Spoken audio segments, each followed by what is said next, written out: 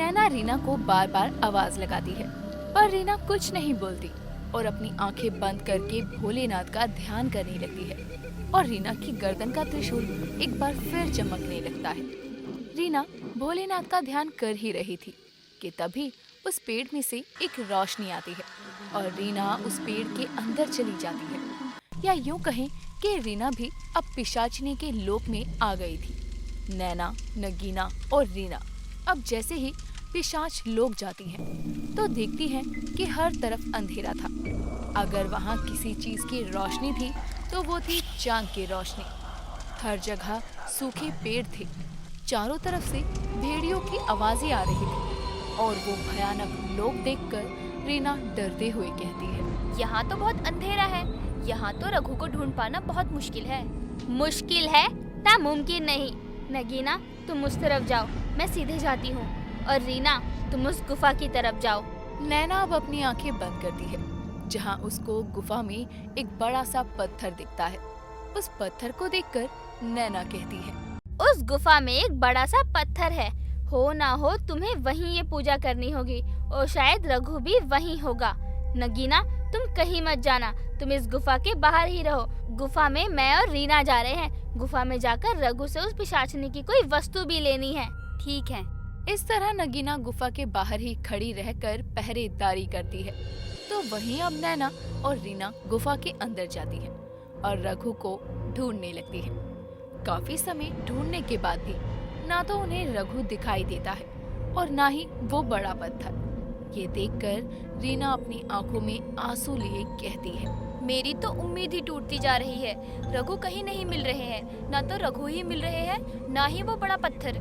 उम्मीद मत हारो रीना, हमें रघु अवश्य मिलेगा और हम उस पिशाचिनी का अंत करके यहाँ से रघु को बाहर लेकर जाएंगे। वो दोनों आपस में बातें कर ही रही थी कि तभी गुफा के दाहिनी तरफ से कुछ चमगादड़ निकलते हैं।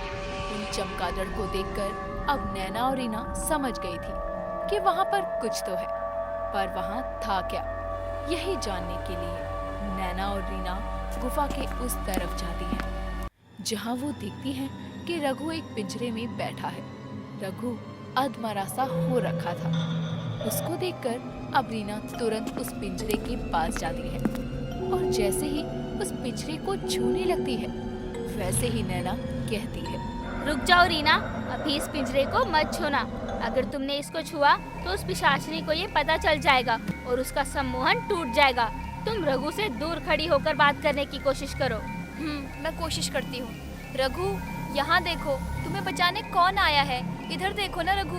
रीना के बार बार बोलने पर रघु अपनी आंखें खोलता है और अपनी पत्नी को देखकर बोलता है, रीना, तो तुम आ गई? हाँ रघु, मैं आ गई। मैं तुम्हें यहाँ से बहुत जल्द निकाल लूंगी। तो तुम मुझे ये बताओ, वो पिशाचिनी अपना सामान कहाँ रखती है? पिशाचिनी का सामान उस टोकरी में रखा है। उस टोकरी में एक गुड़िया है। रघु इतना बोलकर वहीं बेहोश हो जाता है। नैना और रीना समझ चुके थे कि पिशाचिनी का सामान एक टोकरी में रखा है। अब जैसे ही रीना और नैना उस टोकरी के पास जाते हैं, उनको पिशाचिनी का सामान और वो एक बड़ा पत्थर भी दिखाई देता है। उसको देखकर रीना कहती है, ये रहा पिशाचिनी का सामान। हाँ, और यही है वो बड़ा पत्थर। रीना, तुम उसके इस कपड़े को लेकर अपनी विधि पूरी करो, मैं बाहर देखती हूँ। अब जैसे ही रीना पिशाचिनी का कपड़ा छूती है, वैसे ही पिशाचिनी का सम्मोहन टूट जाता है और पिशाचिनी गुस्से में बौखलाते हुए अपने पिशाच लोक आती है, जहाँ वो गुफा के बाहर नगीना को देखकर कहती है, नागिन, तुमने यहाँ आकर बहुत बड़ी गलती कर दी। अब तू नहीं बचेगी। मुझे अपनी जान की कोई परवाह नहीं है पिशाचिनी। खात्मा तो तेरा होगा और खात्मा करने वाली अपनी जगह पर पहुँच गई है। अच्छा, तो तुम चींटी मुझे मारोगी? नहीं नागिन, मैं इतनी आसानी से नहीं मरने वाली हूँ। अब पिशाचिनी अपनी बात पूरी कर अपने मुंह से एक काला धुआं निकालती है। वो धुआं काफी जहरीला था और बस उस धुएं की वजह से ही नगीना बेहोश होने लगती है।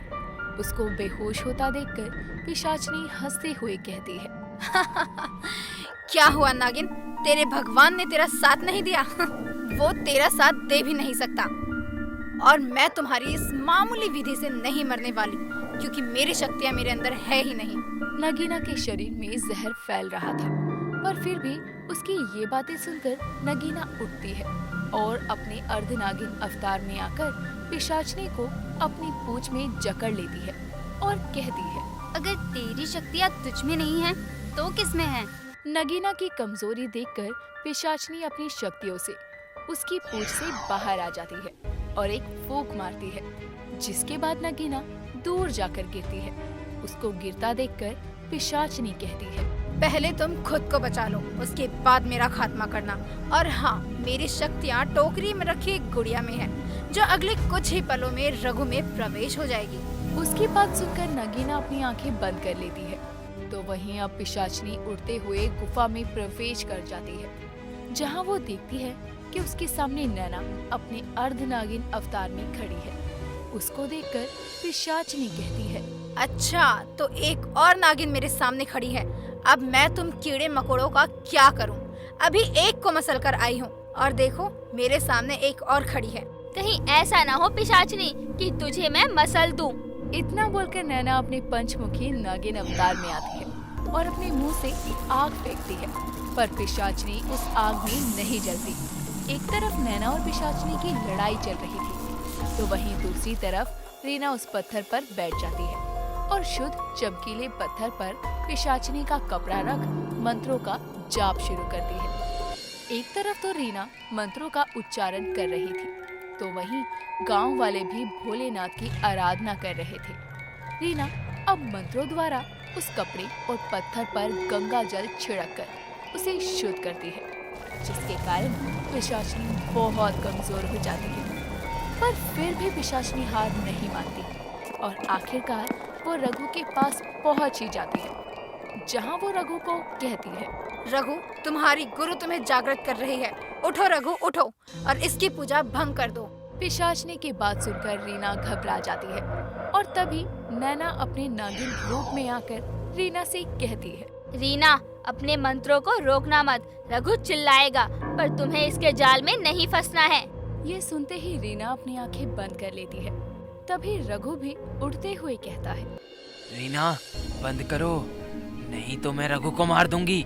कहीं ना कहीं रघु के अंदर पिशाचनी की जान जा रही थी, बस इसीलिए वो भी अब धीरे धीरे पिशाच बनने लगा था। लेकिन रीना ने अपने मंत्रों को बंद नहीं किया और उस शुद्ध पत्थर पर रखे कपड़े को साइड में रखी मशाल से जला दिया।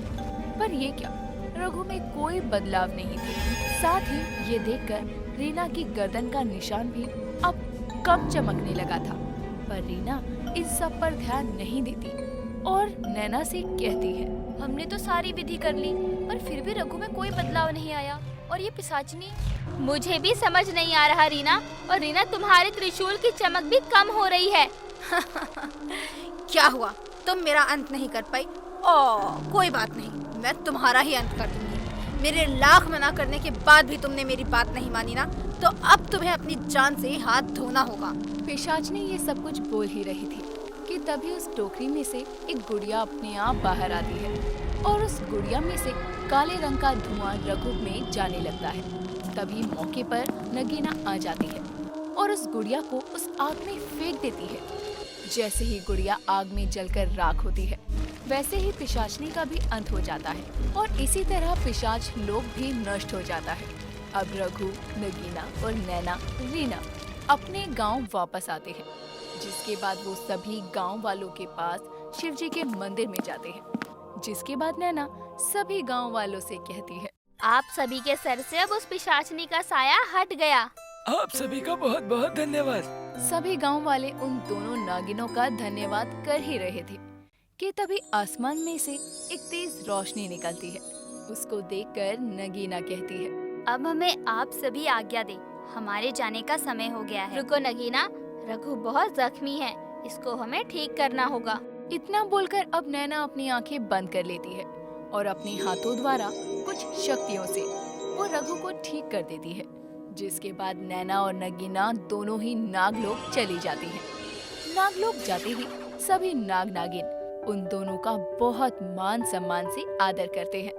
पर नगीना को जख्मी देखकर मोहिनी कहती है, बेटा मैं खुश तो बहुत हूँ कि तूने पिशाचनी का अंत कर दिया, लेकिन तू खुद इतनी जख्मी है कि माँ, भोलेनाथ है ना हमारे साथ, वो मुझे बहुत जल्दी ही ठीक कर देंगे। मोहिनी अब अपनी दोनों बेटियों को गले से लगा लेती है। तो वहीं धरती लोक पर रघु भी रीना के साथ अपने घर आ जाता है और भोला नगर गांव में एक नया सवेरा होता है।